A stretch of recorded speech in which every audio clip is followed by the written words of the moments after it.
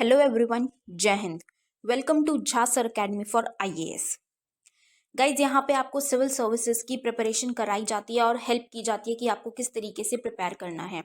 यहाँ पे आपको आपकी प्रिपरेशन को एनहांस करने के लिए कुछ फ्री कंटेंट्स प्रोवाइड किए जाते हैं आपकी प्रिपरेशन के लिए। कहाँ पे आपको यूट्यूब प्लेलिस्ट में मिल जाएगा। आप यूट्यूब पे जब जाएंगे तो आपको वहाँ पे वेरियस प्लेलिस्ट अवेलेबल होंगी, जहाँ पे आपको जो डेली करंट अफेयर्स के लेक्चर्स अपलोड किए जाते हैं आपको उनकी प्रॉपर तरीके से प्लेलिस्ट अवेलेबल होगी। उसी के साथ साथ आपको मंथली प्लेलिस्ट भी मिलेगी करंट अफेयर्स की और ईयरली प्लेलिस्ट भी मिलेगी। और साथ ही जो करंट अफेयर्स डेली बेसिस पे आप लोगों को प्रोवाइड किए जाते हैं उन्हीं की फ्री ऑफ कॉस्ट आपको पीडीएफ्स भी दी जाती है हमारे टेलीग्राम चैनल पे। सो गाइज, अगर आपने टेलीग्राम चैनल ज्वाइन नहीं किया है तो तुरंत डिस्क्रिप्शन बॉक्स में जाइए, वहाँ पे आपको लिंक प्रोवाइडेड होगा जहाँ से आप हमारे चैनल को ज्वाइन कर सकते हैं और वहाँ से आप हमारी सारी पीडीएफ्स का एक्सेस ले सकते हैं। और उसी के साथ साथ गाइज, आप लोगों के लिए एक बहुत ही अच्छा इनिशिएटिव स्टार्ट किया गया है मेंस के प्रीवियस ईयर क्वेश्चन एनालिसिस का। आपको आपके लिए डेली बेसिस पर एनालिसिस किया जाता है और उसकी आप लोगों को प्लेलिस्ट प्रोवाइडेड है हमारे यूट्यूब चैनल पे ही। अलग अलग पेपर में प्रोवाइडेड है आप लोगों के कन्वीनियंस के लिए, GS1, GS2, GS3 and GS4 की। उसी के साथ साथ आप लोगों के लिए जीएस के अलग अलग सब्जेक्ट्स की भी प्लेलिस्ट अवेलेबल है। इकोनॉमिक्स है जैसे सीसैट की आप लोगों के पास प्लेलिस्ट होगी और हिस्ट्री की भी प्लेलिस्ट आपको मिल जाएगी जो कि बिल्कुल फ्री होगी, वो आपको यूट्यूब पे ही अवेलेबल होगी। और इन्हीं प्लेलिस्ट में साथ ही साथ नए नए कंटेंट्स भी रेगुलर बेसिस पे ऐड ऑन किए जाएंगे, जिसके लिए आप लोगों को झा सर अकेडमी को रेगुलरली फॉलो करना है और अपनी प्रिपरेशन को एनहांस करना है, राइट। और उसी के साथ साथ गाइज, कुछ पेड कोर्सेज भी हैं जो आप लोगों के लिए लाए गए हैं Jha sir academy for IAS के द्वारा, जो जिन पेड कोर्सेज को झा सर खुद पर्सनली मेंटोर करते हैं, खुद उसको रिलेट करते हैं। जैसे कि जीएस का प्री प्लस मेंस बैच है गाइस, बिल्कुल जीरो से तैयारी करवाई जा रही है। झा सर खुद तैयारी करवाते हैं, पर्सनल गाइडेंस आपको दी जाती है, प्रॉपर तरीके से आपको अटेंशन प्रोवाइड की जाती है और बिल्कुल बेसिक से आपको तैयारी करवाई जा रही है आपकी प्रिपरेशन को एनहांस करने के लिए, राइट। तो आप इन कोर्सेज को भी ज़रूर ज्वाइन कीजिए। जैसे कि एक मेंस का भी आंसर राइटिंग का टेस्ट सीरीज बैच चल रहा है और प्रीलिम्स का भी टेस्ट सीरीज कोर्स चल रहा है गाइज, जो आपको हमारी ऐप पे टेस्ट सीरीज प्रोवाइड की जाएंगी। 10,000 क्वेश्चंस की आपको प्रैक्टिस कराई जाएगी। वो 10,000 क्वेश्चंस आपको कहाँ पे अवेलेबल होंगे? Jha sir academy for IAS की वेबसाइट पे भी अवेलेबल है और हमारा एक ऐप भी है Jha sir academy for IAS. आप अगर डालेंगे तो प्ले स्टोर से आपको वो ऐप मिल जाएगी, आप उसको डाउनलोड कर सकते हैं। वहाँ पे आपको प्रीलिम्स की टेस्ट सीरीज का एक्सेस भी मिल जाएगा और उसी के साथ साथ इतनी बेहतरीन ऐप है कि आपको वहाँ पे स्टडी टूल्स भी अवेलेबल हैं कि आपकी जो स्टडी है आप उसको ट्रैक कर सकते हैं कि आप कितना टाइम इफेक्टिवली स्टडी कर रहे हैं। तो इस ऐप को गाइज ज़रूर ज्वाइन कीजिएगा, डाउनलोड कीजिएगा और वेबसाइट भी अवेलेबल है। उस वेबसाइट पे भी आप जाके सब कुछ एक्सेस कर सकते हैं जो कि ऐप पे अवेलेबल है, right. So guys, Jha sir academy को रेगुलरली फॉलो करते रहिएगा।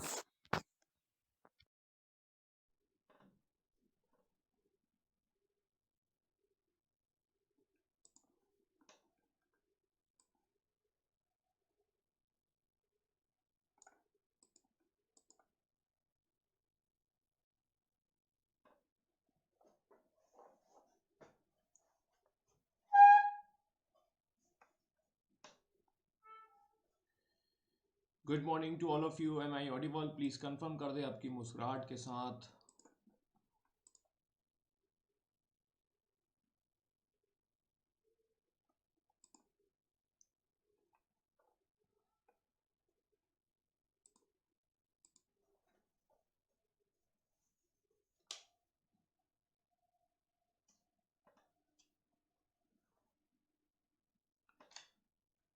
गुड मॉर्निंग, नमस्कार।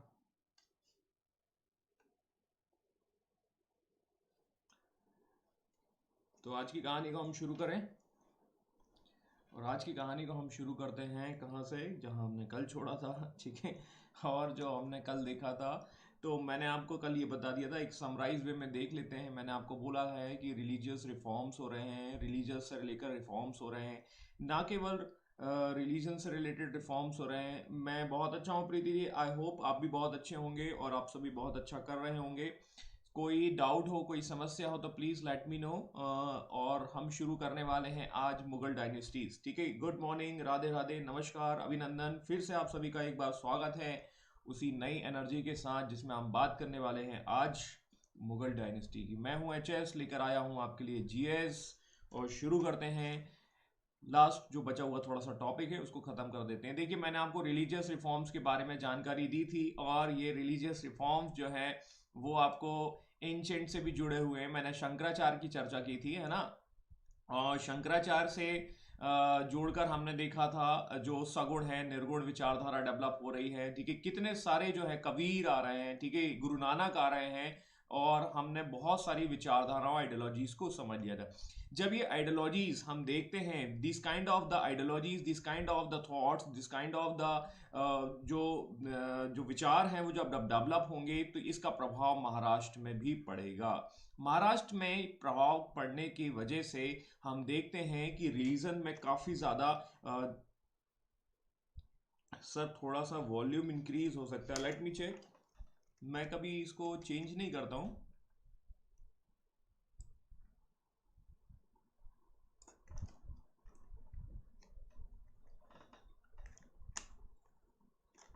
The volume is full. देखिए, अभी देखिए, क्या अभी ठीक है?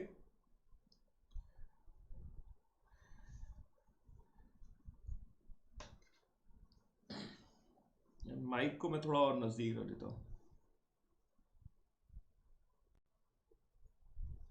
Okay okay, thank you thank you.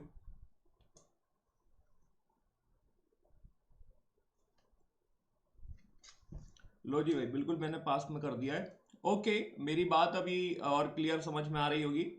मेरी बात ज़्यादा थोड़ा सा तेज़ आ रही होगी।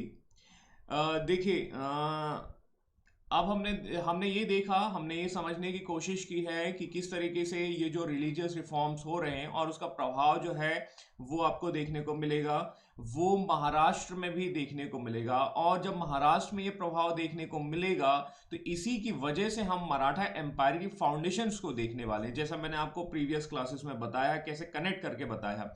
अब देखिए, महाराष्ट्र में ये जब आंदोलन होते हैं तो कौन सी लैंग्वेज, मैंने आपको ये भी बोला है कि लैंग्वेज को वो सपोर्ट करेंगे, language that is the local language. भाई, जैसे आप जिस क्षेत्र में रहते हैं, हरियाणा में रहते हैं, वहां की बोली होती है और एक कनेक्शन होता है, वैसे ही यहाँ पर लैंग्वेज का डेवलपमेंट होगा। And this language is nothing but that is the Marathi. तमाकाई साइलो, ठीक है, दैट मीन्स कि वो क्या चल रहा है, क्या नहीं हो रहा है, ऐसा हो रहा है, माने मजा मा, ये जो कुछ भी लैंग्वेज का जो डेवलपमेंट होगा वो यहाँ आएगा। और जब लैंग्वेज का डेवलपमेंट होगा, लोग यूनाइटेड होंगे, और यूनाइटेड होकर बोलना है, कहाँ जाना है, बोला स्वराज की ओर जाना है। और स्वराज का मतलब होता है अपना ही राज, और जो है वो अगेंस्ट में करेंगे, फिर मुगलों के अगेंस्ट में वो बैटल करेंगे, और इस तरीके से एक एम्पायर डेवलप होगा। And this empire is nothing but that is the Maratha empire, and they are going to challenge to the ruler of the Mughals. वो मुगलों को चैलेंज करने वाले हैं, मुगलों को अटैक करने वाले हैं, और मुगलों पर अटैक होगा तो वो हम बाद में देखेंगे, करेक्ट है। बट इसकी फाउंडेशन यहीं से रखी जाती है, और यहाँ पर जो केंद्र होता है वो है विट्ठल देव मंदिर। If you have remember the जो साईं बाबा हैं, उनकी आरती के समय भी इस जगह की चर्चा होती है, विट्ठल देव, करेक्ट है। और ये जो मूवमेंट होता है उसका सेंटर पॉइंट होता है विट्ठल देव मंदिर, और that is in the Maharashtra. और विट्ठल देव को ऐसा कहा जाता है कृष्ण के अवतार माने जाते हैं। तो once again you can easily see that this कि जो आपके सगुण हैं या निर्गुण हैं, आप वहां से आइडेंटिफाई कर सकते हैं, कनेक्ट कर सकते हैं। और इसे पंढरपुर भी कहा जाता है। Pandharpur is a kind of the place that is in the Maharashtra, और महाराष्ट्र में जो डेवलपमेंट होते हैं, अब यहाँ पर जो है वो 2-3 नाम आते हैं। वो हैं आपके ज्ञानदेव, नामदेव, तुकाराम, एकनाथ, ध्यान दीजिएगा, डबल आ गया ये, ठीक है। और रामदास ने एक बुक लिखी है, Ramdas was the spiritual Guru of the Shivaji, और यही जो है वो घुट्टी पिलाते हैं, ठीक है, बाल जीवन घुट्टी। और ये घुट्टी किसकी होती है? स्वराज की घुट्टी होती है। एंड दिस घुट्टी that was taken by the Shivaji, and each that means, ठीक है, ईच डे, और इस वजह से फिर बाद में जाकर स्वराज का निर्माण होगा। And he was the writer of the Dasbodh, Das Kapital with related to the economic. और ये रामदास जो होते हैं इनके स्पिरिचुअल गुरु होते हैं। तो ये अलग अलग विचारधाराएं दे रहे हैं और अलग अलग विचारधाराएं डेवलप हो रहे हैं, ठीक है। तो मैंने इनके बारे में ज़्यादा कुछ रखा नहीं है, ठीक है, लेकिन आप उसको वहां से कनेक्ट करके समझ सकते हैं। I hope this point is clear, ठीक है। And this chapter is going to end, ठीक है। This chapter is nothing but this chapter is related to the religious reforms. बहुत कुछ सीखा है हमने इस चैप्टर से, और बहुत कुछ जो है वो फाउंडेशन क्लियर हो चुकी होगी मराठा एम्पायर की, और ये जो एम्पायर की जो फाउंडेशंस रखी जा रही है वो आगे हम देखेंगे, समझेंगे। तो ध्यान दीजिएगा, ये रामदास जी को थोड़ा सा याद रखिएगा, और इस तरीके से हम ये देख सकते हैं कि चैप्टर खत्म हो जाता है, ठीक है। तो इसमें कोई पूछना हो तो पूछ लीजिए, otherwise I am going to start the Mughal. स्वागत नहीं करोगे?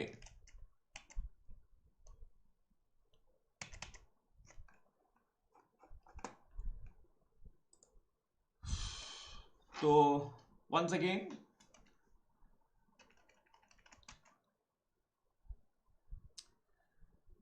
आई am going to welcome to the Mughal empire, ठीक है। मेरे जस्ट पीछे औरंगजेब थोड़े से पीछे छुप गए, ठीक है। और औरंगजेब की डेथ होती है 1707, ठीक है। औरंगजेब की कहानी जो है वो अंत होता है 1707 में।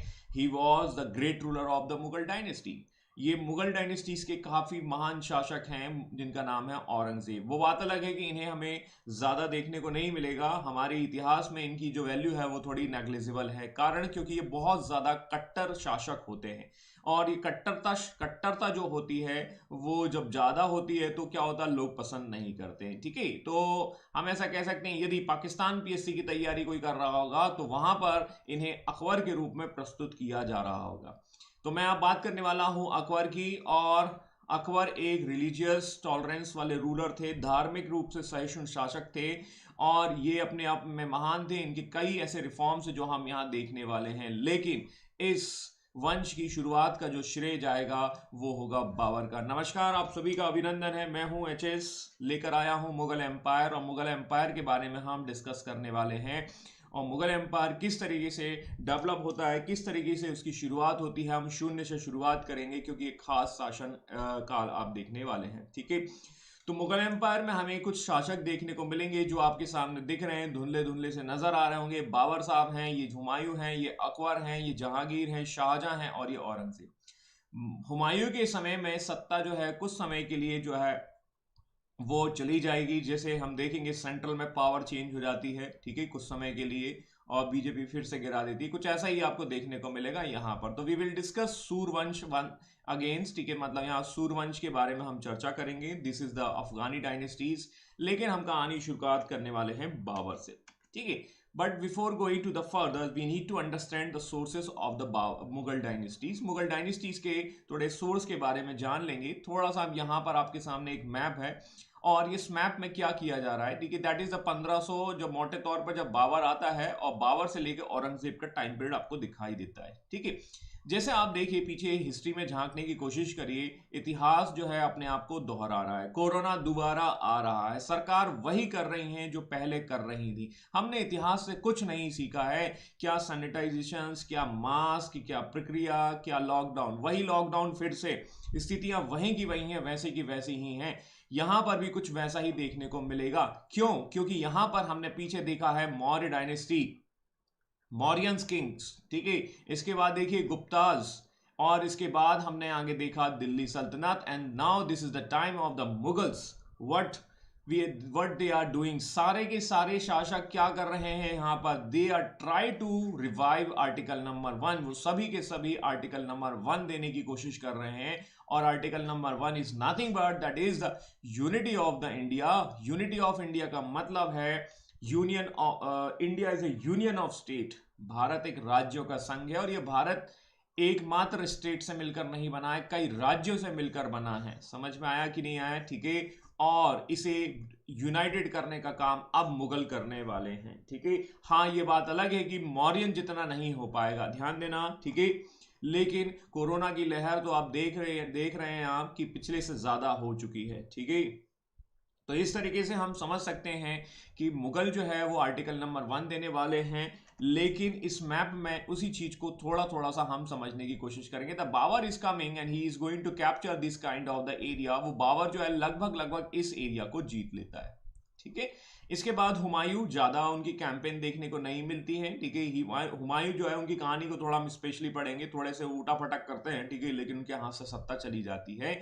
और इसके बाद ये अकबर के टाइम पीरियड में हम देखते हैं, मोटे तौर पर ये अकबर जो है, ये येलो कलर का आपको दिखाई दे रहा है, इसको जीत लेता है और ये लगभग ये टाइम पीरियड देखने को मिलता है। Of course this is the greater area, that is the, उनके जो दादा है उनसे ज्यादा बड़ा एरिया होता है। और आगे चलकर औरंगजेब जो है अपनी कैंपेन को बढ़ाता और ये मुगल डायनेस्टीज को इस तरीके से आर्टिकल नंबर 1 देने की कोशिश करता है। तो this is the basic scenario behind article number 1 theory. और आर्टिकल नंबर 1 देने का काम जो है मुख्यतः जो शासक कर रहे हैं उनके थोड़े थोड़े हम डिस्कशंस कर लेंगे। द बाबर, बाबर के बाद हुमायूं, अकबर, ठीक है, सलीम, ठीक है, और ये हम देखेंगे बीच में कुछ आ जाते हैं, ठीक है, कचरा, ठीक है, उन कचरों को हमें याद नहीं रखना, वी नीड टू रिमेंबर, ठीक है, औरंगजेब, और ये होते हैं। तो मोटे तौर पर we are here right now to discuss these main rulers, है ना। बाकी इसके बाद आएंगे 11 राहुल गांधी, ठीक है, 11 नाकारा आएंगे, और ये नाकारा जो है वो हम बाद में देखेंगे। हाउ द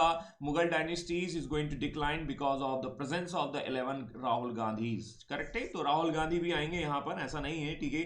तो ये राहुल गांधी क्या करने वाले हैं, ये मुगल डायनेस्टीज में जो last nail of the coffin है ना कॉफिन जो होता है ना, उसमें क्या कहते हैं, आखिरी कील ठोक देते हैं ना, 11 कील ठोक दीजिए, आप ऐसा कह सकते हैं। और इसके बाद मुगल डायनेस्टीज खत्म हो जाएगी 1857 में, ठीक है। This is the last ruler name is called the Bahadur Shah second, ठीक है। बहादुर शाह सेकंड कविताएं लिखते थे, है ना, कुमार विश्वास के गुण इनमें पाए जाते थे, ठीक है, लेकिन इन्हें 2 गज जमीन भी नसीब ना हो सकी जब इनकी डेथ हुई। देखेंगे, आगे बढ़ेंगे, समझेंगे, लेकिन सबसे पहले बात है मुगल डायनेस्टीज की सोर्स की। मुगल डायनेस्टीज की सोर्स में कुछ इंपॉर्टेंट बुक्स की बात मैं करने वाला हूं, ठीक है, बिकॉज, ठीक है, these are the very important, ठीक है, in terms of the Mughal dynasties. Mughal dynasties में सबसे पहला नाम आता है तुजुक ए बाबरी, नाम से ही समझ में आ रहा है, this is an autobiography of the Babur. Babur साहब जो हैं वो अपनी एक कहानी लिखते हैं, अभी अपनी कविता लिखते हैं, अपना जिंदगी का जो है सफरनामा लिखते हैं, और इसे कहते हैं Baburnama. Tuzuk e Baburi, this is the written by the Babur, and this book is originally written in Turkish language, तुर्क भाषा में लिखी गई है ये बुक, और इसी के बारे में हमें काफ़ी जानकारी देखने को मिलती।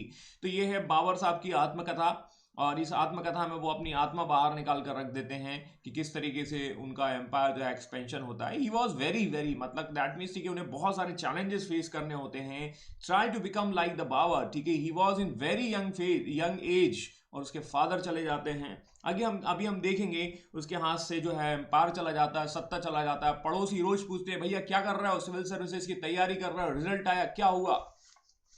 तो बहुत ज्यादा दिक्कत है इनके साथ, ठीक है। उनकी जो फैमिली के जो मेंबर है बार बार यही पूछते रहते हैं, क्या हो रहा है भाई, क्या चल रहा है, ठीक है। तुम जो है कभी ऑनलाइन करते हो, कभी ऑफलाइन करते हो, कभी इधर करते हो, कभी उधर करते हो, लेकिन तुमने कोई युद्ध जीता या नहीं जीता है, ऐसी कहानी देखने को मिल रही है। तो देखेंगे, बड़ा इंटरेस्टिंग फैक्टर है, ठीक है। आगे हम बात करते हैं, आगे हम जो है बढ़ेंगे।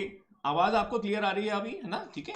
तो आगे हम देखते हैं कि initially this book is written in the Turkish language, लेकिन बाद में जाके इसे पर्शियन या फारसी लैंग्वेज में ट्रांसलेट किया जाता है, और ये ट्रांसलेशन का काम किया जाता है अब्दुल रहीम खाने खाना, है ना। अब्दुल रहीम खाने खाना, ही was the person that is present in the court of the Akbar. Akbar के टाइम पीरियड में ये प्रेजेंट होते हैं, और अकबर के टाइम पीरियड में प्रेजेंट होते हैं, तो ये ट्रांसलेशन का काम करते हैं। तो ये अभी हम देखेंगे, he was very talented person, ठीक है, is one of the talented person, correct है। Next book name is called the Humayun Nama. अब देखिए, बाबर नामा थी तो बाबर ने लिखी, और ये है हुमायूं नामा, तो ये हुमायूं ने बिल्कुल नहीं लिखी है, ठीक है। And this book is written by the Gulbadan Begum. Gulbadan Begum was the sister of the Humayun, ठीक है। और ये जो है वो गुलबदन बेगम इस बुक को लिखती हैं, and this is written in the Persian language, ठीक है। तो नाम से समझ में आ रहा है कि भैया कि क्या किया है, कि हुमायूं के जीवन के बारे में बताया गया है, थोड़ा सा उनकी लाइफ के बारे में चर्चा की गई है। And the next one is called the Akbarnama. जैसे बाबरनामा बाबर ने लिखी, हुमायूं नामा हुमायूं ने नहीं लिखी है, अकबर नामा जो है अकबर ने बिल्कुल नहीं लिखी है। और अकबर ने बिल्कुल नहीं लिखी है, तो इसको किसे इसका लिखने का श्रेय जाएगा Abul Fazl. Abul Fazl is nothing but he was the person who was present in the court of the Akbar, and he was one of the 9 gems of the Akbar. Akbar के ये नवरत्नों में शामिल थे, और ये नवरत्न जो है वो क्या कर रहे हैं वो हम थोड़ा सा देखेंगे, ठीक है। और इन्होंने बताया कि अकबर जो है, अकबर के मुगल काल के बारे में काफी ज्यादा जानकारी इस बुक से देखने को मिलती है। That is originally in the 3 part, है ना, 3 पार्ट में लिखी गई है मुख्यतः, और ये 3 पार्ट में 1 2 3 करके काफी लिखा हुआ है। मनसबदारी सिस्टम है, आईने दहशाला सिस्टम है, बहुत ज्यादा डिटेल वगैरह में बताया गया है, मतलब काफी कुछ जानकारी मिल जाती है, सीधी सी बात है। The next book name is called the Tuzuk e Jahangiri. Jahangir भी कुछ क्या करते हैं, वैसे ही करने की कोशिश करते हैं। भैया हम भी है ना ऑटोबायोग्राफी लिखेंगे, ठीक है, लेकिन आप जो ऑटोबायोग्राफी है जहांगीर साहब लिखते तो हैं, लेकिन जो है उनकी जो कंप्लीट नहीं हो पाती है, बाद में फिर किसी और के द्वारा कंप्लीट की जाती है। तो this is the book, this is related to the Jahangir, ठीक है, तो जहांगीर का ही नाम इसमें डाल दिया गया है। मोटे तौर पर autobiography of the Jahangir. Tabaqat e Akbari, ठीक है, निजामुद्दीन अहमद के द्वारा लिखी गई है। Muntakhab ul Tawarikh, this is called Abdul Qadir Badayuni. Abdul Qadir Badayuni वही व्यक्ति है, और वो ये कहता है कि दिल्ली सल्तनत का वो शासक जिसको जनता से मुक्ति मिल गई है और जनता को इससे मुक्ति मिल गई है। हम भी देख रहे हैं कि हमारा जो शासक है वो क्या कर रहा है, कोई ना कोई योजना बना रहा है, और जिस दिन खुदा ना खास्ता वो निपट गया तो हम क्या कहेंगे कि भैया बहुत अच्छा रहा, ठीक है मित्रों, हम सबको मुक्ति मिल गई, ठीक है। तो चलेगा, मीम बनाए जाएंगे, ठीक है, कहीं ना कहीं कहानियां होंगी, ठीक है, देखेंगे क्या होगा, किस तरीके से होगा, ठीक है।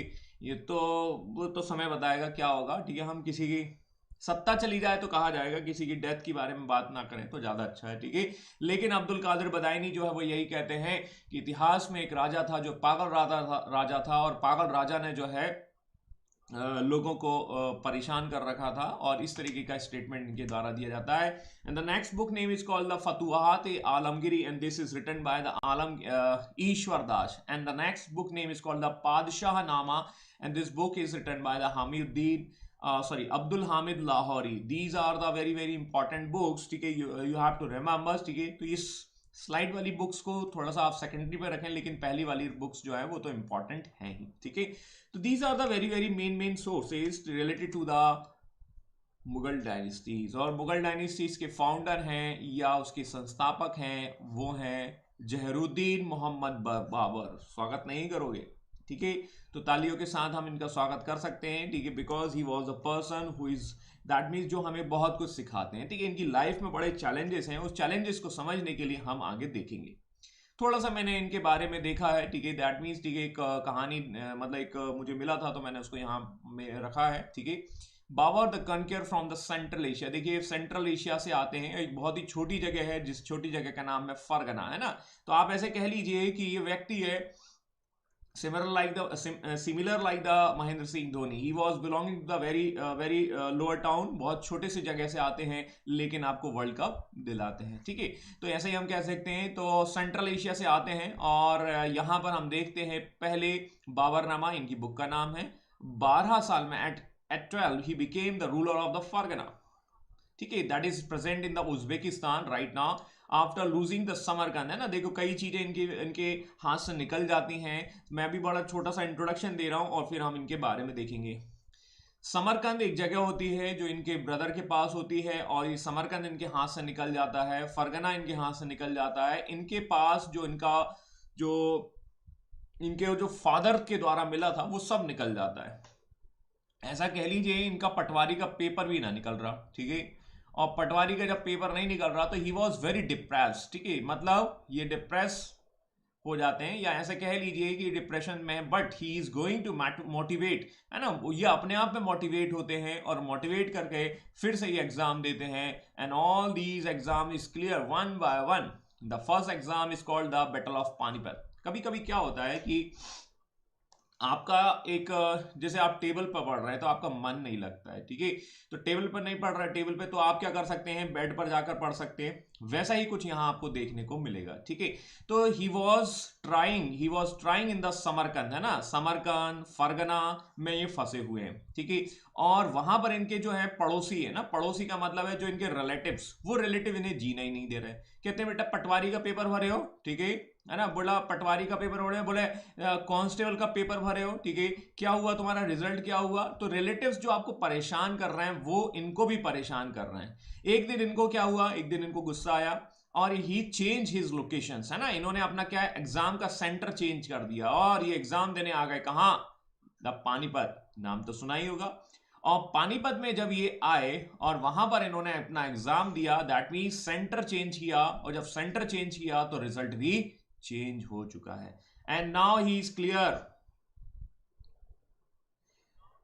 Now is clears his first exam. ठीक है, अब पटवारी का एग्जाम ही नहीं देते रहेंगे, ठीक है, कांस्टेबल का ही एग्जाम नहीं देते रहेंगे, और ये क्या करेंगे, ये जो है वो कई एग्जाम देते हैं 1 to 1 and all is going to clear. ठीक है, सीडीएस का एग्जाम दे रहे हैं, ठीक है, स्टेट पीएससी का एग्जाम दे रहे हैं, लोअर वाला दे रहे हैं, ठीक है, एसएससी भी दे रहे हैं, ठीक है, और सारे एग्जाम्स को ये 1 to 1 क्लियर करते हैं। And these are the very very great victories of the Zahiruddin Babur. समझ में आया कि नहीं आया? तो आप देख लीजिए ना, तो रिलेटिव से थोड़ा सा डिस्टेंस बना के रखें, ये भी बाबर हमें सिखाता है भाई, पहली बात। ठीक है, मैं आपको बहुत सारी चीजें ऐसी समझा रहा हूं जो आपके जीवन से रिलेटेड है, ठीक है, तो थोड़ा सा डिस्टेंस बना के रखें, ठीक है, मतलब कि भाई क्या चल रहा है क्या नहीं चल रहा, बिल्कुल अपना इत्मीनान से पढ़ाई करते रहें और अपने फोकस पढ़ाई पर करें, रिलेटिव्स पर नहीं करें। ठीक है, पहली बात है ना। कई बार क्या होता है कि हम ये तैयारी कर रहे हैं, एक्चुअली उन्हें बताना नहीं चाहिए, सही बात, मेरा ये व्यक्तिगत अनुभव है। ठीक है, दूसरा क्या होता है कि यहां पर जो है इन्होंने अपना लोकेशन चेंज किया ना, ही वॉज ट्राइंग। कभी कभी हम मान के चलिए ट्राई कर रहे हैं बार बार उसी जगह पर, और कभी कभी ऐसा भी होता है कि हमें लोकेशन चेंज करके देख लेना चाहिए, कभी शायद हमारे पक्ष में रिजल्ट आ जाए। तो this is the very good examples, ठीक है, this good examples is given by the Babur. तो बाबर से सीखने के लिए बहुत कुछ है, व्यक्तिगत जीवन में भी है, ठीक है, और एक फाउंडेशन रखते हैं बाबर जो लगभग 300 साल तक शासन करने वाला है। 1857 में इसकी जो है वो डाउनफॉल देखने को मिलेगी। तो आगे कहानी को शुरू करते हैं जहरुद्दीन बाबर के जन्म के साथ। ठीक है, थोड़ा सा बेसिक इंट्रोडक्शन, ठीक है, 14 फैब, ठीक है, याद रहेगा वैसे तो, बाकी हालांकि याद नहीं रखना, 14 फैब, ठीक है, अभी अभी प्यार का मौसम गया है, ठीक है। आप देखेंगे next, the place name is called the Transoxiana, ठीक है, he was that is present in the Fergana. Fergana अभी अभी मैंने आपको बताया, मैं अभी आपको मैप में भी बता दूंगा, और वहां से हम कनेक्ट करके समझ लेंगे, ठीक है। वहां से वहां पर इनका जन्म होता है। इनके फादर का नाम होता है Umar Shaikh Mirza. Mirza is a kind of the title, है ना, एक प्रकार की उपाधि होती है ना, उपाधि होती है और उपाधि ली जाती है, दैट इज ये तुर्किश लोगों में लेने का प्रचलन होता है। लेकिन Babur is the first person who is taking care of the badshah. ठीक है, यहां पर कुछ और मत सोच लेना, ठीक है, यहां पर जो है वो आपको देखने को मिलेंगे बादशाह। Later this title is going to convert in the badshah, और ये जो है ऐसा समझ लीजिए फिर ये कहे जाएंगे हमारे शाहरुख खान। समझ में आया? तो अभी अभी हमने दिल्ली सल्तनत को देखा है, और दिल्ली सल्तनत में हुआ करते थे सुल्तान, और सुल्तान जो है वो चले गए हैं, मतलब हमारे सलमान खान, ठीक है, अब आ चुके हैं शाहरुख खान। तो मेरी बात समझ में आ चुकी होगी ओ मेरे सारे खानों, ठीक है, तो ये है, इस तरीके से हम समझ सकते हैं। तो Mirza is a kind of the titles, ठीक है, later this title is going to convert in the badshah, और बादशाह की उपाधि लेते हैं। इनकी मदर का नाम थोड़ा सा हम देख लेते हैं, कुतलुक निगार खान, ठीक है, थोड़ा ये याद नहीं रखना, लेकिन एक मैंने रखा हुआ है जस्ट इंट्रोडक्शन के लिए, थोड़ा बायोडाटा जरूरी होना चाहिए ना, ठीक है भाई, किसी के बारे में पढ़ रहे हो, ठीक है, तो थोड़ा सा पता होना चाहिए। His father is belonging to the dynasties that is related to the Timur, ठीक है, तैमूर, डू यू रिमेंबर 1398, ठीक है, और 1398 में जो है वो तैमूर आया था। आज एक तैमूर भी मिलेगा आपको, ठीक है, दैट इज इन मुंबई, ठीक है। करीना कपूर के बेटे का नाम भी तो तैमूर है, ठीक है, और वो वहीं से आपको देखने को मिलेगा, तो वहां से कनेक्ट कर लीजिएगा भाई, है ना, समझ लीजिएगा। तो ये कहानी वहीं से जुड़ी हुई है। आगे देखिए, Umar Sheikh Mirza, that is belonging to the Taimur dynasties, and the mother is belonging to the Changiz Khan, and Changiz Khan is nothing but that is मंगोलाइट्स, ठीक है, ये है मंगोलाइट, और ये मंगोलाइट्स और तुर्किश मतलब दोनों का कह सकते हैं कि कंबाइंड प्रोडक्ट होते हैं। मेरी बात समझ में आ चुकी होगी, ठीक है, मतलब इनमें तुर्किश के भी गुण पाए जाएंगे, मंगोलाइट्स के भी गुण पाए जाएंगे, और ऐसा है हमारा बाबर। तो बाबर जो है कुछ इस तरीके से आपको देखने को मिलेगा, ठीक है। तो तैमूर से ज्यादा अच्छा नाम तो बाबर ही रख देते तो ज्यादा अच्छा रखता, ठीक है, मैं तो एक सजेशन दे रहा हूं भाई, ठीक है, और कुछ नहीं, ठीक है। आप लोग समझ गए होंगे। तो these are the dynasties behind the Babur. और बाबर का जो वंश होता है वो है चगतई तुर्क होता है, ठीक है, वो अपने वंश का नाम चगतई रखता है, और चगतई तुर्क जो नाम आता है वो चंगेज खान के बेटे चगते खान के नाम पर आता है। चगते खान जो है चंगेज खान के बेटे होते हैं और उसी के नाम पर इनका जो जो डायनेस्टी आता है वो है चगतई तुर्क, ठीक है। और इस तरीके से हम कनेक्ट करके देख सकते हैं कि इनमें जो है मिक्स ब्लड होगा, और वो मिक्स ब्लड किसका होगा, तुर्क का भी होगा, मंगोलाइट्स का भी होगा। ये बात क्लियर है, समझ में आ चुकी होगी, ठीक है। तो इस तरीके से ये देखते हैं, और ये है उनके आधार कार्ड का फोटो, ठीक है। ही वॉज द पर्सन, ठीक है, जिनकी हम चर्चा कर रहे हैं, और यही उनके आधार कार्ड के बारे में जानकारी हमने जस्ट डिस्कस की है। तो ही वॉज द बाबर। अब बाबर की कहानी का शुरुआती जो क्षण है या शुरुआत का जो सेक्शन है उसको थोड़ा थोड़ा डिस्कस कर लेते हैं, ठीक है। बाबर जिसका जन्म फरगना में हुआ, अभी अभी हमने देखा है, और बाबर के पप्पा का नाम है उमर शेख मिर्जा। तो बाबर की कहानी को हम एक मैप के थ्रू समझने की कोशिश करते हैं, और मैप आपके सामने, मतलब आप मेरे पीछे आ गया है तो ज़्यादा अच्छा रहेंगे, ठीक है। मेरे नीचे है आपको एक मैप, मेरे पीछे जो है आपको मैप दिखाई दे रहा है, ठीक है। और इस मैप में हम कुछ लोकेशन को पहले देख लेते हैं। देखिए, this is called the Fergana. Got it my points, this is the Fergana. Fergana एक रियासत होती है, एक क्षेत्र होता है, और यहीं पर इनके फादर जो है वो आपको रूल कर रहे हैं। And this is the capital, this is Andijan. Andijan that is the capital of the Fergana. ये मैं हटाता भी जा रहा हूं, ठीक है। तो फरगना जो है वो एक स्टेट हो गया, और ये उसकी कैपिटल हो गई, और इस तरीके से हम देखते हैं, ठीक है।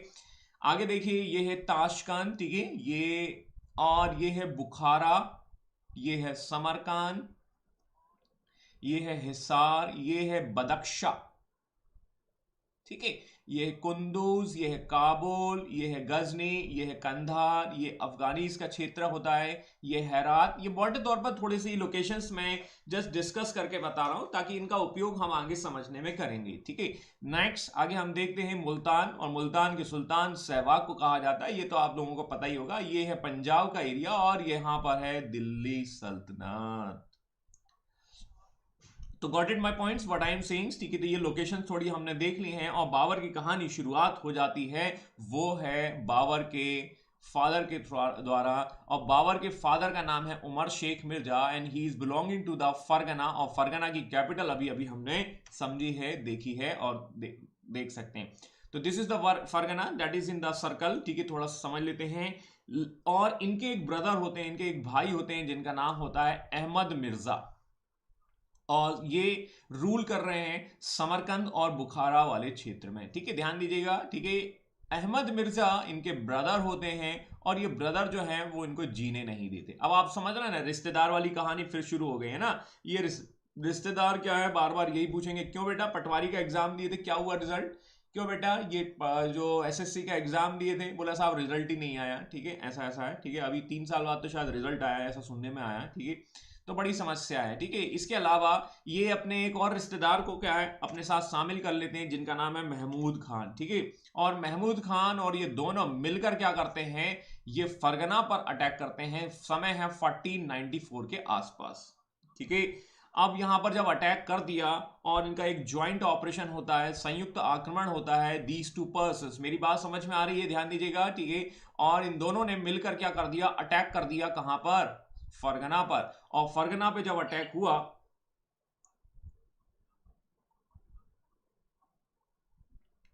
और फरगना पर जब अटैक हुआ, तो हम यहां देखते हैं कि उमर शेख साहब जो है वो निपट जाते हैं, ठीक है। पप्पा निपट गए भैया, ठीक है। अब पप्पा निपट गए, तो अब पप्पा की जगह कौन आएंगे, पप्पा की जगह बेटा आएंगे, और बेटे का नाम है बाबर, ठीक है। समझ में आया कि नहीं आया। तो इस तरीके से कहानी देखने को मिल रही है। अब बाबर का इनिशियल लाइफ जो है वो बड़ा चैलेंजेस से भरपूर है, क्योंकि चचा जान, ठीक है, ये कौन है चचा जान, मतलब कौन, उमर शेख मिर्जा के जो ब्रदर हैं वो इन्हें जीने नहीं देंगे, ठीक है। जैसा बार बार है, क्यों बेटा कौन सा पेपर है, क्या चल रहा है, क्या नहीं चल रहा है, ठीक है, ये होगा वो होगा, ऐसी ऐसी योजनाएं बनाई जाती हैं। तो बाबर क्या करता है, he is try to make a policies, ठीक है। वो फरगना का शासक बनता है। आई थिंक जो है उनकी 12 साल के आसपास की एज होती है, 12-13 साल में जो है वो सत्ता में आते हैं। और फरगना में हम देखेंगे कि वो एक योजना बनाते हैं, बोला यार क्यों ना हम एक प्लान बनाएं, और हम चचा जान की जगह को जीत लें। और चचा जान की जगह का नाम है समरकंद, क्योंकि समरकंद एक सेंट्रल में लोकेशन है। क्योंकि देखिए फरगना आपके पास है, और यदि आपने समरकंद जीत लिया, तो वेस्टर्न से कोई यदि आएगा तो आप अपनी सुरक्षा कर पाएंगे, ठीक है। और दूसरा क्या है कि समरकंद एक एक मेन पार्ट भी हुआ करता था।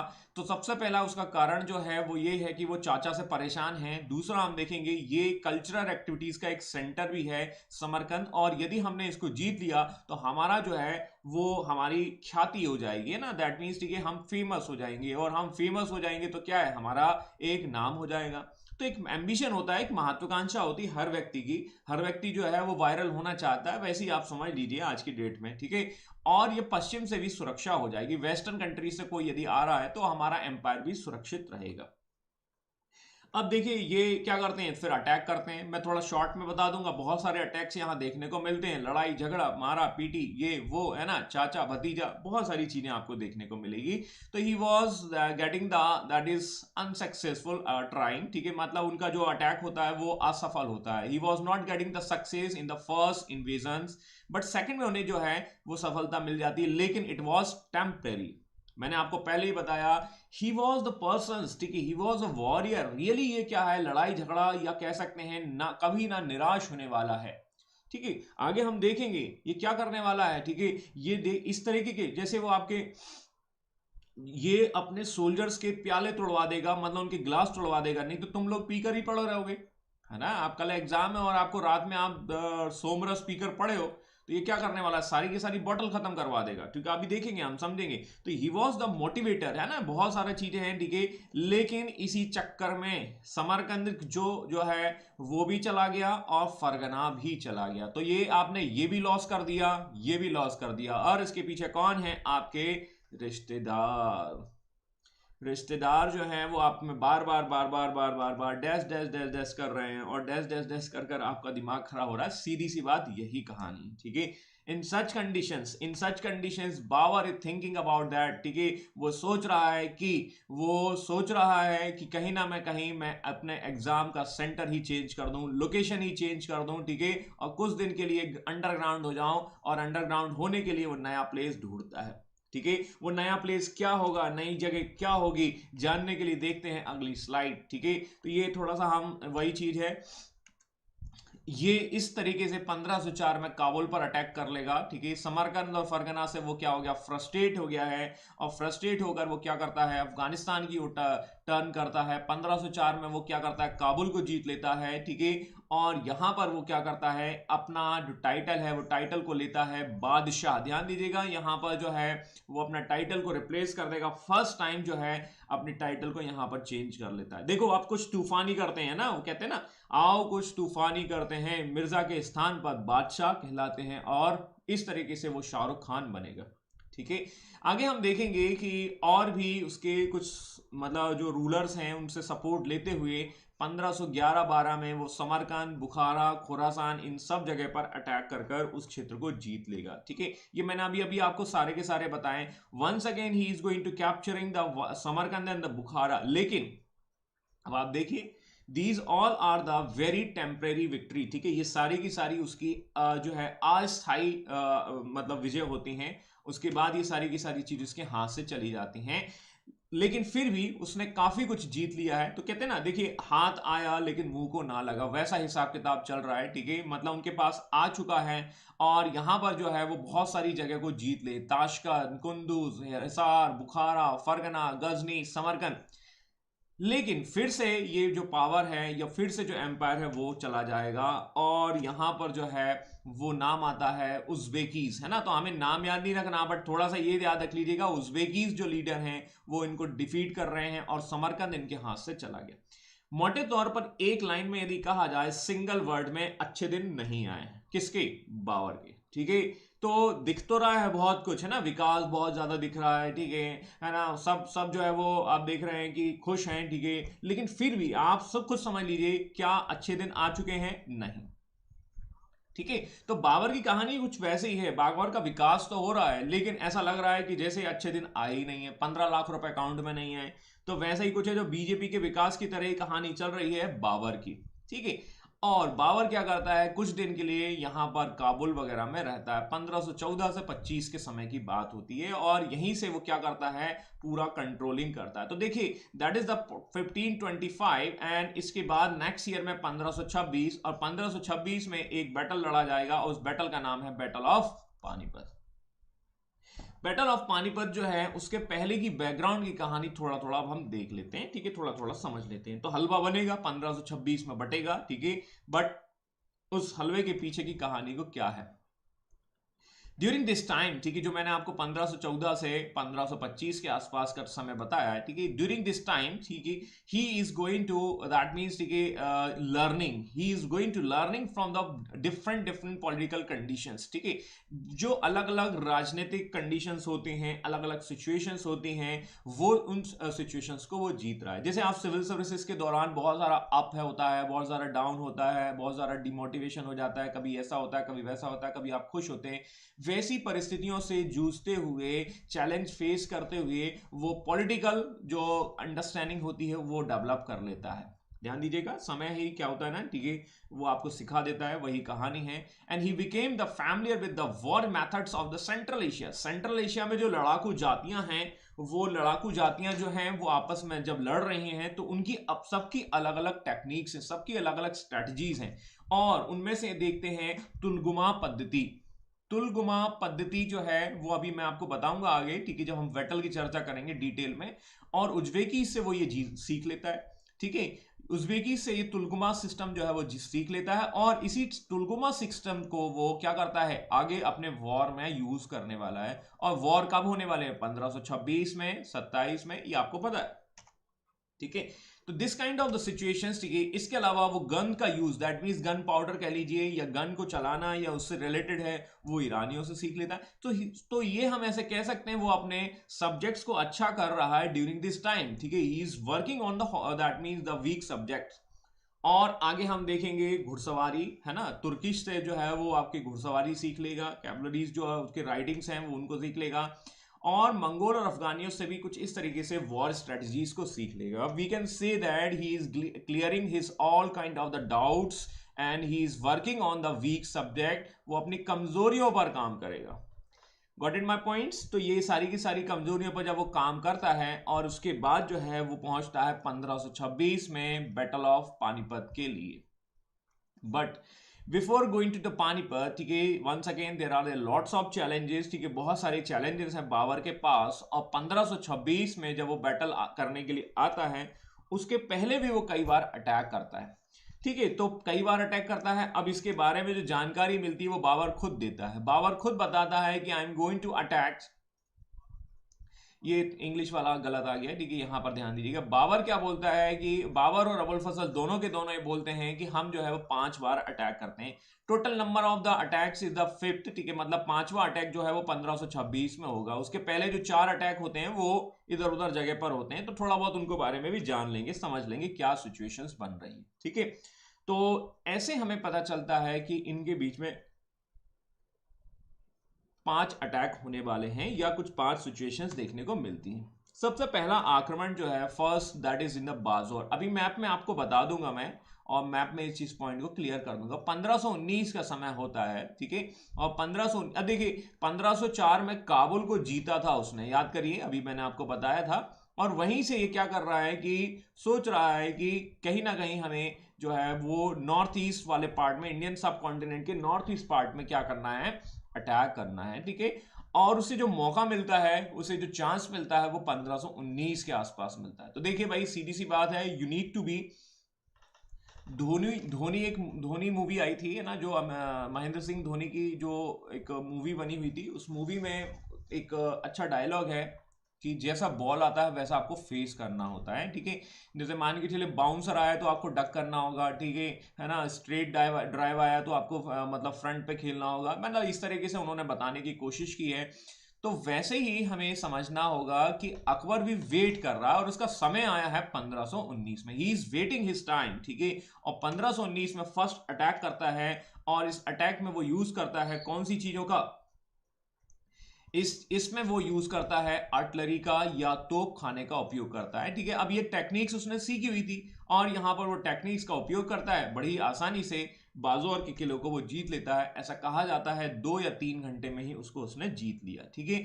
और बाजौर के बाद वो भेरा पर आक्रमण करता है, लेकिन भेरा के लोग जो है वो तुरंत उस पर क्या करते हैं, दैट मीन सरेंडर कर देते हैं, या जो तो कह सकते हैं कि भाई देखो अब क्या होता है कि होता ये है कि जैसे भाई बहन आपस में लड़ रहे हैं तो पापा ने क्या भाई को मारा तो बहन अपने आप चुप हो जाती, वैसे ही आप समझ लीजिए, है ना। तो मेरी बात समझ में आ चुकी होगी।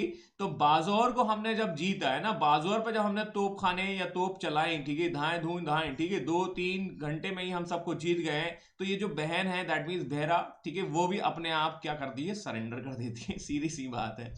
तो कभी कभी ऐसा होता है, सिचुएशंस बन जाती हैं, और ये सिचुएशन आपके घर में बन सकती हैं, ठीक है, ऐसा मैंने एक समझाया एग्जाम्पल के तौर पर, ठीक है, बाकी और कुछ नहीं है, सत्य घटनाओं से इसका कोई लेना देना नहीं है। ठीक है।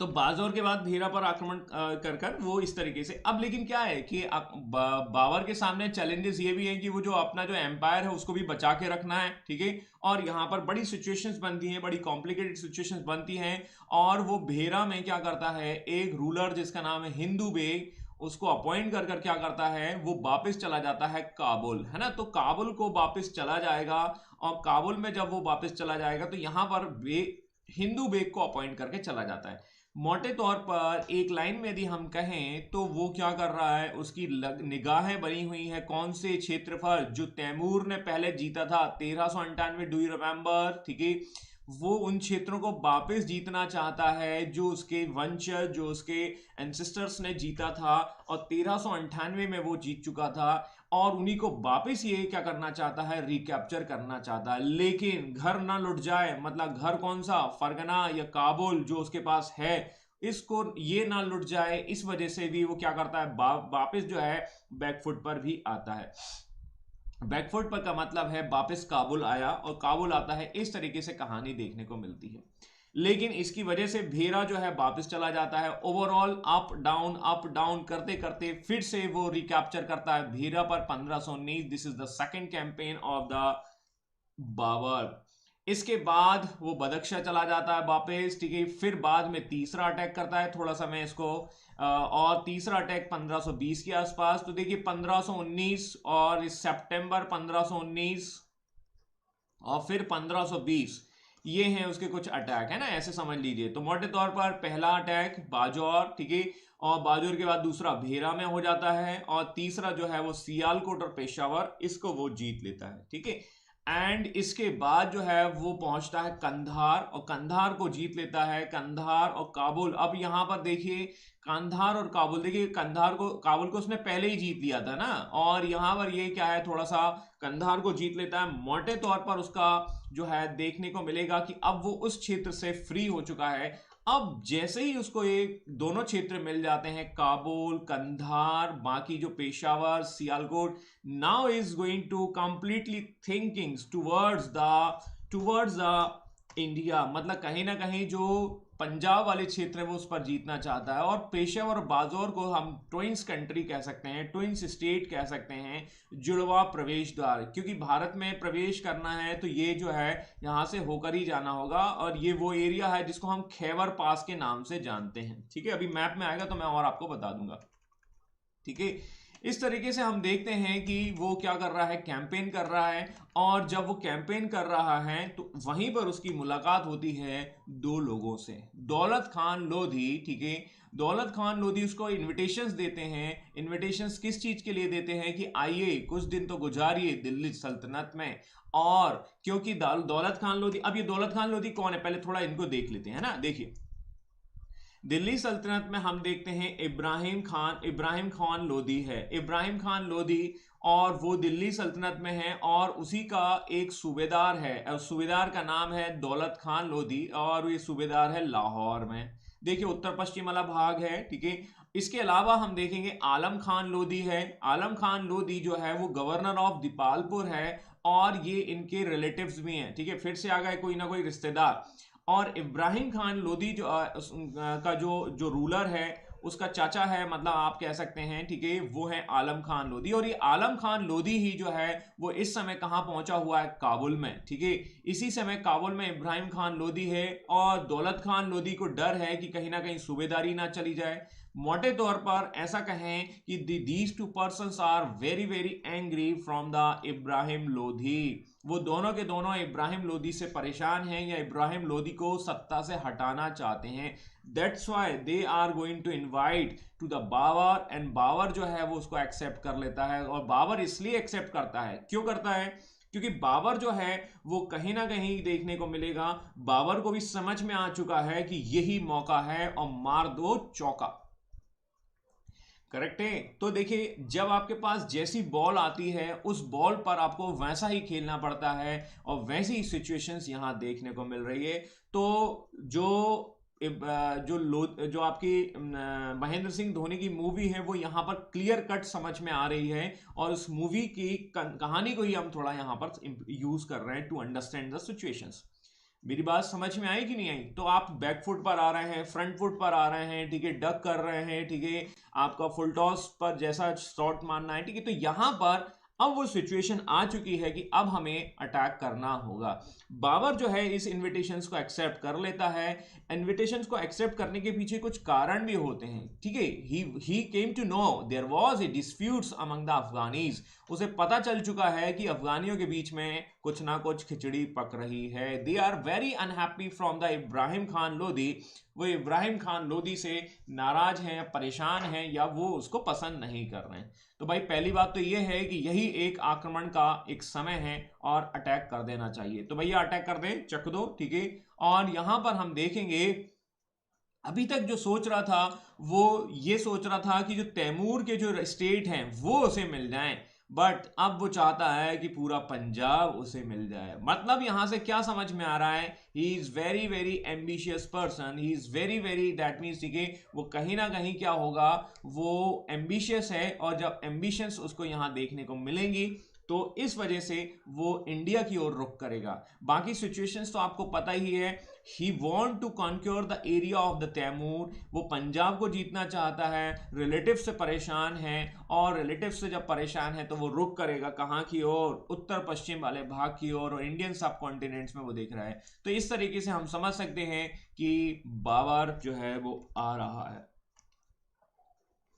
अब देखिए एक मैप आपके सामने है, and this map is clear the all pictures, ठीक है। देखिए यहाँ समरकंद के आसपास जो है वो यहाँ पर रहते हैं, ठीक है। और वो 1514 से, ठीक है, और 25 तक जो है वो इसी क्षेत्र में रहते हैं, काबुल, ठीक है। तो काबुल जीतते हैं। काबुल के बाद ये 1500 ये 19 के आसपास मोटे तौर पर समझ लीजिएगा कंधार को जीत लेते हैं, ठीक है। और ये जब एरिया जब इनके पास हो जाता है तो तब जाकर ये क्या करते हैं कि इस पंजाब वाले एरिया के बारे में सोचते हैं। And this is the Khyber pass. ये है आपका खैबर पास। ये वो स्थान है, या कह सकते हैं जो अभी मैंने आपको बताया, प्रवेश द्वार। प्रवेश द्वार का मतलब है that is the entry point, है ना। और यहाँ पर अब देखिए ऑनलाइन में तो एंट्री का कोई हिसाब किताब होता नहीं, लेकिन ऑफलाइन में तो आप देखते हैं कि आप ऑफलाइन क्लास में जब आप एंट्री करते हैं तो कोई ना कोई डोर या दरवाजा तो होता ही है। तो वैसे ही when you are going to enter, जब आप यहाँ इंटर करेंगे तो आप खैबर पास होकर ही आएंगे। और पेशावर, पेशावर के बाद यहाँ पर जो है सियालकोट को जीतते हुए ये लाहौर वगैरह को जीत लेते हैं और इस वाले सेक्शंस को जीत लेते हैं, ठीक है। तो मोटे तौर पर कुछ इस तरीके की सिचुएशंस बन रही है, और इस सिचुएशंस का हमने एक बैकग्राउंड समझ लिया है। अब थोड़ा सा देखिए, दौलत खान, आलम खान, इनके इन्विटेशंस भी हमें ध्यान देने होंगे, और ये इन्वाइट कर रहे हैं कि आओ कुछ दिन तो गुजारो पानीपत में, ठीक है, थोड़ा बहुत पानी वानी पी के आइए, ठीक है, इस तरीके से कहा जा रहा है। और ये पानी पिलाने के लिए पहुंच जाएंगे। तो बाबर जो है इस तरीके से अटैक करता है, ठीक है। लेकिन जब बाबर इंडिया में आता है, ठीक है, ड्यूरिंग द इन्वेजन्स, ठीक है, ही वाज कंसीडर, ठीक है, he is going to consider the great ruler of the India. Babur mentioned his in his book, है ना, in his autobiography 5 Muslims and 2 Hindu rulers. वो अपनी बुक्स में ये बताता है कि भाई जब मैं इंडिया में आया उस समय यहां पर 5 मुस्लिम शासक रूल कर रहे हैं और 2 हिंदू शासक रूल कर रहे हैं। तो देखिए पहला तो है बंगाल में नुसरत शाह, है ना, नाम से ही समझ में आ रहा है, ठीक है। थोड़ा सा आप देखेंगे नुसरत जो खान है वो आई थिंक जो टीएमसी की विधायक है, और सॉरी सांसद है, वहां से समझ लीजिएगा। दिल्ली में है इब्राहिम लोदी, ये आपको पता ही है। गुजरात में है मुजफ्फर शाह, है ना, अमित शाह के भाई होते हैं, ऐसा समझ लीजिएगा, मान लीजिएगा भैया, ठीक है ना। आप लोग तो बिल्कुल एकदम ऐसे ही मान लेते कभी कभी, ठीक है। मालवा, मालवा में आपको देखने को लेंगे महमूद, और महमूद सेकंड आएंगे, और बहमनी। अब बहमनी में आपको एक रूलर नहीं मिलेगा, जो डेक्कन सुल्तान है वहां पर ये डिवीजन हो चुका है, बेरार, अहमदनगर, बीदर, है ना। तो ये हम ऑलरेडी समझ चुके हैं, तो इतने बारे में हम नहीं लिखेंगे। मोटे तौर पर these are the 5 main kingdoms during the invasions of the Babur. Babur के आक्रमण के समय जो है वो आपको इस तरीके से 4-5 ये रूलर देखने को मिलते हैं। And these are the famous 2 Hindu ruler. The one name is called the Krishnadev Rai, do you remember? And this is belonging to the Tuluva dynasties, if you have remembers the time period 1509 to 1530। तो बाबर जब आ रहा है वो glorious time है already Krishnadeva राय का, KDR, Krishnadeva राय, ठीक है, do remember, ठीक है। एंड मेवाड़, मेवाड़ में इस समय होंगे RS भैया कौन है, कुछ और मत सोचने लगना भैया, ठीक है। RS is nothing but that is Rana Sanga. कुछ लोग RS से कुछ और सोचने लगे होंगे ना, ठीक है, तो भैया वो नहीं है, ठीक है, जो आप सोच रहे हैं, ठीक है, ये है राणा सांगा, ठीक है। And he was the leader of the Rajput communities, और ये राजपूत कम्युनिटी से आते हैं, और ये भी चाहते हैं कि इनके भी अच्छे दिन आ जाएं, ठीक है, क्योंकि इनके अच्छे दिन काफी दिनों से नहीं आए, ठीक है। ये अभी भी जो है पेट्रोल जो है वो 100 रुपए का खरीद रहे हैं, ऐसा हम कह सकते हैं, ठीक है। और हाँ, ये देखो एक आया, रॉयल आ गया है चलो भैया, ठीक है। तो देखो यहां पर हम ऐसे कह सकते हैं कि he was the leader of the Rajput community and they are looking for the Delhi. वो भी दिल्ली जीतना चाहते हैं, क्योंकि भैया इनके अच्छे दिन आए नहीं हैं। इनका भी अभी पेट्रोल जो है वो 100 रुपए ही चल रहा है। वो चाहते हैं कि भाई 30 रुपए पेट्रोल हो जाए, और 30 रुपए पेट्रोल के लिए हमें क्या करना होगा, दिल्ली जीतना होगा। मेरी बात समझ में आ रही नहीं आ रही भाई लोगों, ठीक है ना। तो रॉयल होते रहिएगा आप लोग, ठीक है, रॉयल कमेंट करते रहिएगा आप लोग, ठीक है, लेकिन रॉयल स्टैग को बिना पिए। आप लोग मेरी बात समझ चुके होंगे, क्योंकि आप लोग सारे के सारे रॉयल हो, मतलब शाही हो। तो आपके रॉयल कमेंट बनते रहिएगा, ठीक है, बनाते रहिएगा, भेजते रहिएगा, ठीक है। इस तरीके से हमने देखा है कि राणा सांगा का स्टोरी है। आगे चलकर राणा सांगा का रोल इंपॉर्टेंट हो जाएगा, अभी हम थोड़ा सा समझेंगे। तो कृष्णदेव राय तो दक्षिण में, भाई बाबर आएगा तो सीधी सी बात है कृष्णदेव राय को तो अटैक करेगा नहीं, ठीक है, लेकिन कहानी में है वो, ठीक है, थोड़ा थोड़ा सा समझने की कोशिश करिएगा। तो ये थोड़े से रूलर्स हैं, उन रूलर्स के बारे में हमने समझ लिया है, और ये है,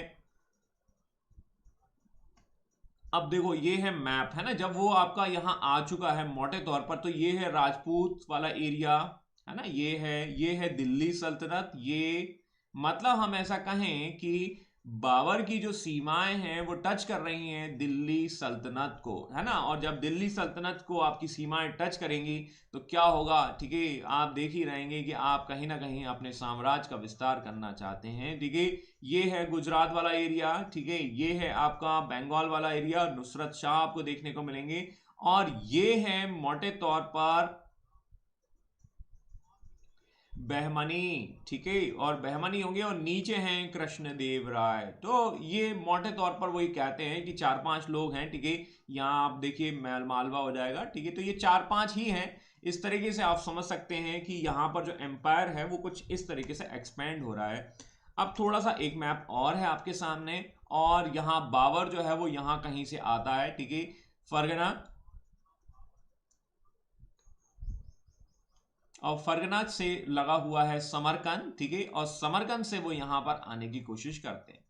आने की कोशिश जब करेंगे और वो दिल्ली को जीतने की कोशिश करेंगे, तो दिल्ली में जब देखेंगे दिल्ली का सुल्तान वो क्या बैठा हुआ है, ठीक है, वो क्या चुपचाप बैठा हुआ है, ठीक है।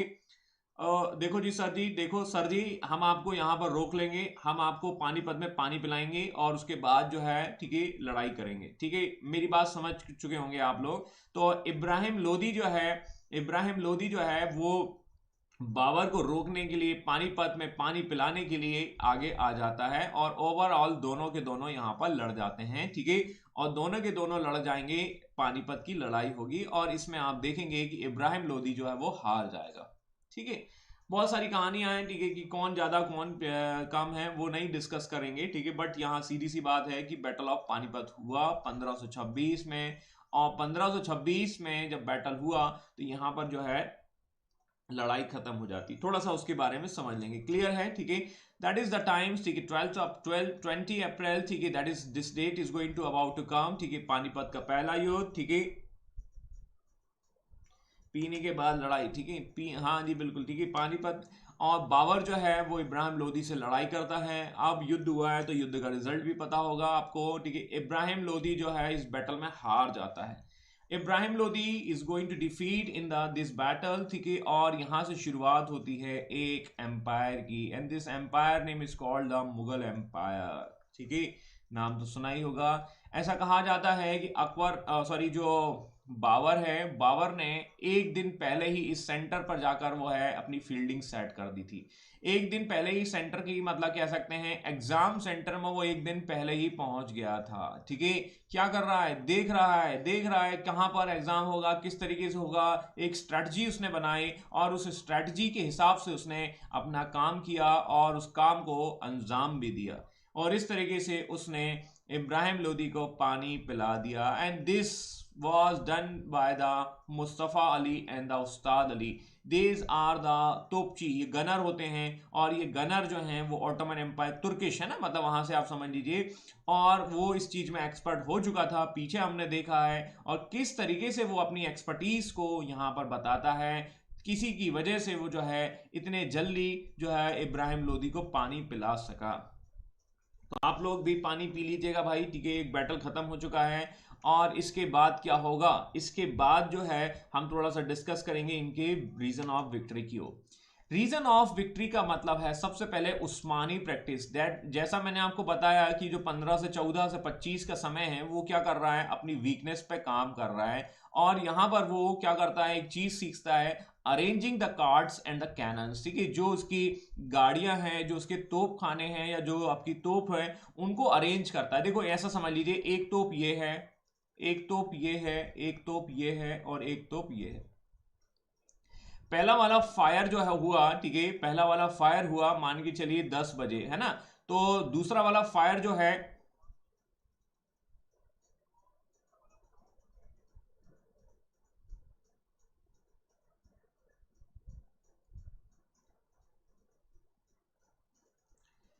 Thank you Preeti ji for your great comments, these comments always encouraging me, ठीक है, and doing the some great motivations, ठीक है।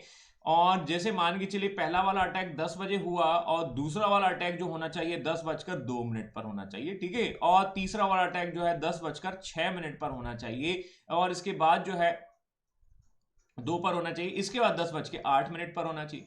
तो ऐसा कुछ अरेंजमेंट किया गया और ऐसी इस अरेंजमेंट व्यवस्था को कहा जाता है उस्मानी प्रैक्टिस। मेरी बात समझ में आई कि नहीं आई? तो जैसा आप पहले दिन पढ़ते हैं वैसा आप तीसरे दिन भी पढ़ें, तीसरे दिन के बाद 5वें दिन भी जरूर पढ़ें, रिवाइज जरूर करें। ये ही आप बाबर आपको यहां सिखा रहा है। So this kind of the techniques, this kind of the process, this kind of the that means to handle the artillery practice is called the Usmani Vidhi, and this Usmani Vidhi is very helpful for the Babur during this battle, ठीक है। रूमानी विधि का सबसे पहला प्रयोग जो है उस्मानी उसके द्वारा किया गया, रूमी विधि का। इसके अलावा हम देखेंगे ये है तुलगमा पद्धति। और तुलगमा पद्धति क्या है, उज्बेकों की युद्ध नीति। इसको थोड़ा ऐसे समझ लीजिए, आपने बॉर्डर मूवी देखी होगी और बॉर्डर मूवी में आपने देखा होगा कि जैसे सन्नी देओल जो है वो क्या करता है, ट्रेंच में घूमता रहता है और ट्रेंच में लोगों को मोटिवेट करता रहता है। और वो ट्रेंच कुछ इस तरीके से होते हैं, ठीक है। मतलब यहां पर वो आपके सोल्जर्स को जो है वो रखता है और यहां पर वो ये आपका अपना वो लगा देता है, बंदूक या वेपन्स या इस तरीके से ट्रेंच में लड़ाई हो रही है। आपको जो वर्ल्ड वॉर है वहां भी ये देखने को मिलेगा, ट्रेंच वॉर जिसको कहा जाता है। तो बॉर्डर मूवी में कुछ इस तरीके से ये सेक्शंस देखने को मिलेगा। और यही जो है तुलगुमा पद्धति है। और मैंने आपको बताया है ये अपने एग्जाम सेंटर पर एक दिन पहले ही पहुंच जाता है। क्या करने, वहां लूडो थोड़ा ना खेलेगा एक दिन जाकर पहले, वो लूडो नहीं खेलता है, वो इस तरीके से अपनी जो तोप है, कैनन है और जो है तुलगुमा, उनको भी इसलिए अरेंज करता है। हालांकि ऐसा कहा जाता है कि काफी दिनों तक जो है जो बाबर है वो वेट करता रहा और फाइनली अटैक करता है कौन, वो हमें देखने को मिलेगा, वो आपको इब्राहिम लोदी अटैक करता है। तो ये है टेक्निक्स, जिस टेक्निक्स की वजह से वो जीत गया। युद्ध के बाद क्या होता है, युद्ध के बाद हर व्यक्ति को जो है हर व्यक्ति को जो है चांदी का सिक्का देता है। कहां पर? काबुल में ही तो था बहुत दिनों से, 1504 से 1525 के बीच में। और काबुल के लोगों को खुश होकर बोलता है, ठीक है, लो लो भैया एक एक चांदी का सिक्का। हमारे बादशाह ने तो हमें 15 लाख रुपए पैसे 15 रुपए ना दिए, लेकिन इस बादशाह ने जैसे ही ये विक्ट्री हासिल की, एक चांदी का सिक्का सबको दे दिया और सबको रॉयल बना दिया, सबको शाही बना दिया। और लोगों ने फिर जब उसे कहा बहुत बढ़िया काम की हो आप, ठीक है, और आज हम आपको बोलते हैं मस्त कलंदर। That means this kind of the titles ticket given by the people of the Kabul, the public is going to support to the king। और किंग को तभी सपोर्ट मिलता है जब जनता के फेवर में वो काम करता है। जनता तो इन्हीं चीजों से खुश हो जाती है, छोटी छोटी खुशियां मना लेती है, ठीक है। लेकिन जनता को कभी थाली बजाई जाती है, कभी लोटा बजाया जाता है, कभी जो है, ठीक है, बेवकूफ बनाया जाता है, कभी जुमला दिया जाता है, ठीक है। तो आप इन जुमलों में ना फंसे भाई लोगों, ठीक है, और इन जुमलों से दूर रहकर काम करते रहें, अपना पढ़ाई करते रहें और पढ़ाई के साथ साथ एंजॉय करते रहें। मेरी यही दुआ है, आप लोग कलंदर रहें, मस्त रहें, कलंदर रहें, ठीक है, और एंजॉय करते रहें। तो आप लोग समझ चुके होंगे कि विदाई का वक्त आ चुका है, ठीक है। आज की सभा को हम यहीं समाप्त करते हैं। कलंदर की तरह मस्त रहें और आगे देखते हैं बाबर क्या करेगा, लेकिन ये ब्रेक के बाद आएगा। तो तब तक के लिए नमस्कार, सुरक्षित रहें, घर पर रहें, बराबर रहें, जबरदस्त रहें। Bye bye, take care, good day.